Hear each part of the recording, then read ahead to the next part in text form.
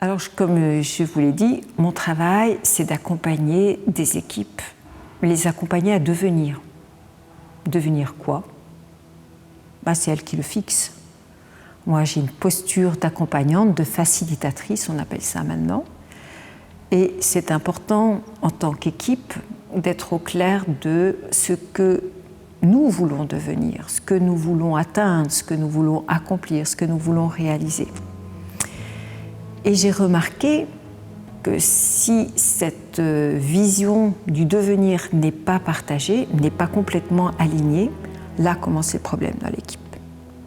Là commencent les malentendus, je croyais que, je pensais que, c'est pas clair, on me dit pas tout, ils nous disent pas ce qu'il faut faire. C'est là que commencent les choses. Donc pour moi, le premier pas, c'est d'être aligné dans une vision. Qu'est-ce qui va être notre moteur? Qu'est-ce qui va nous permettre de devenir qui nous voulons devenir? Qu'est-ce qui va nous permettre de réaliser notre mission? Et c'est ce que j'appellerais le veiller au bien. Veiller au bien de l'équipe, veiller au bien de nos clients, veiller au bien des gens pour lesquels on travaille. C'est déjà d'être clair sur cette intention. Et dans une relation, dans l'équipe, ça ne peut pas être que dans un sens unique.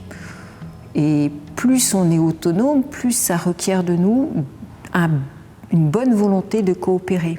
Et comment coopérer? Eh bien, il faut que ça aille dans les deux sens. C'est comme communiquer.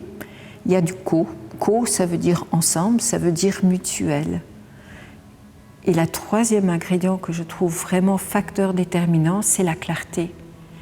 Et si je trouve que quelque chose n'est pas clair, au lieu d'attendre que ça me tombe dessus, je peux aller poser la question. Je peux demander à clarifier. Et une fois que nous voulons aller au même endroit, que nous voulons bien travailler ensemble et communiquer et que les choses deviennent claires ou que nous les clarifions, nos rôles, nos activités, à ce moment-là, la coopération, elle est naturelle.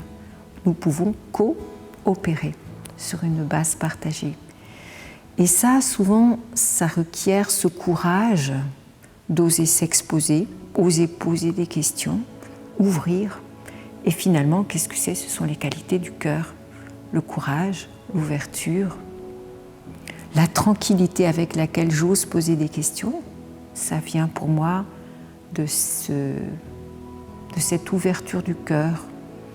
Et c'est quelque chose que je propose aux équipes de manière très simple, parce que si moi je suis ouverte, tranquille, alors les autres autour de moi le sentent et osent aussi ouvrir, poser des questions, clarifier, coopérer, rire. Et ça fait du bien.